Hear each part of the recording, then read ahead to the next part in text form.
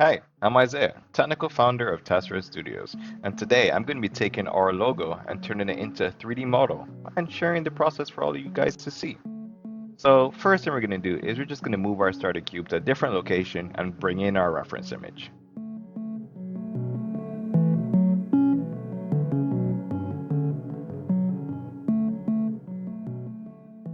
With everything lined up nicely, we can quickly get to work making the centerpiece. It's just a rotated cube after all.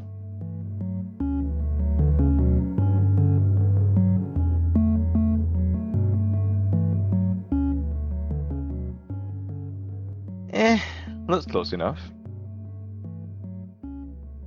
Now, we can do this really cool thing with images to make them only show when in a specific view. This way, they won't be bothering us the entire time we're looking around. Now, this outer shape has 6 faces. You know what else has 6 faces? Cylinders! So I can actually use this. A little cheat I learned.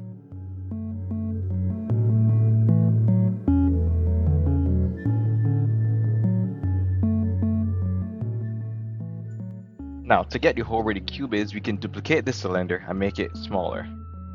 Then we can actually go ahead and get everything nice and rotated so everything looks the way how it's supposed to look.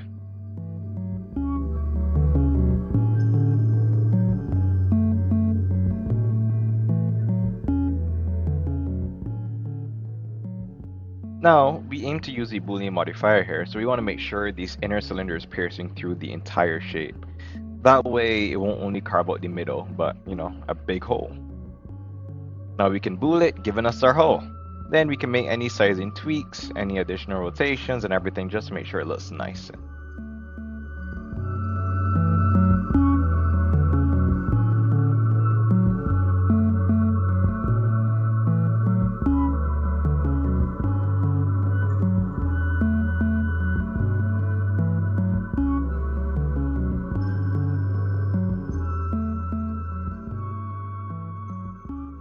Now we need to have more faces on the cylinder so we can color it in properly and maybe add some depth. So for this we can use the knife tool. So I'm just going to go around looking at the reference image, trying to decide where the faces are supposed to be and just cutting those in.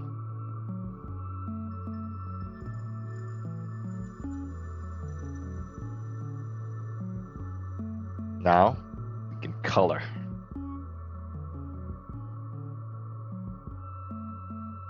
Coloring is pretty simple. We just go create a new material, assign it to the shape, use the color picker tool to pick the color, and then assign it to a specific face. And we just do this for the inner cube and then for the outer cylinder.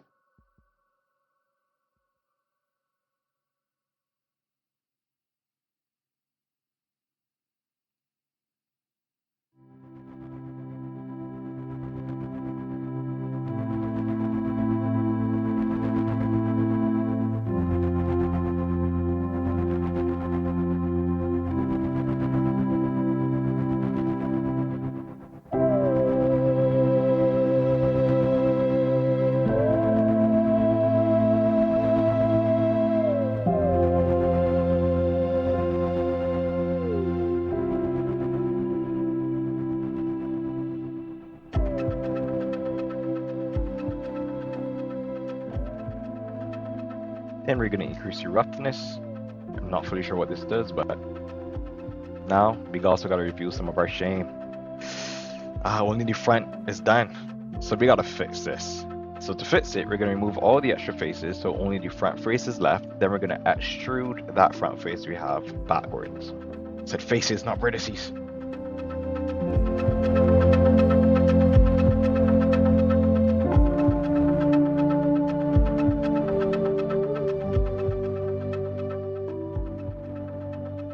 Now we can reposition the inner cube nicely and voila, 3D logo. Very cool.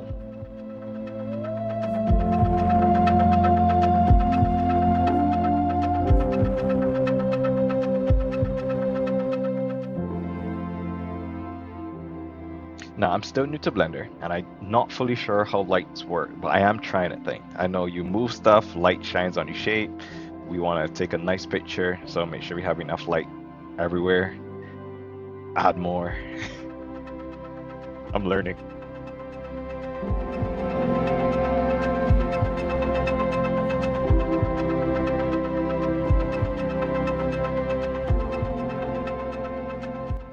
that's it. We can render the image. Looks pretty nice. Let's pull out our reference to compare.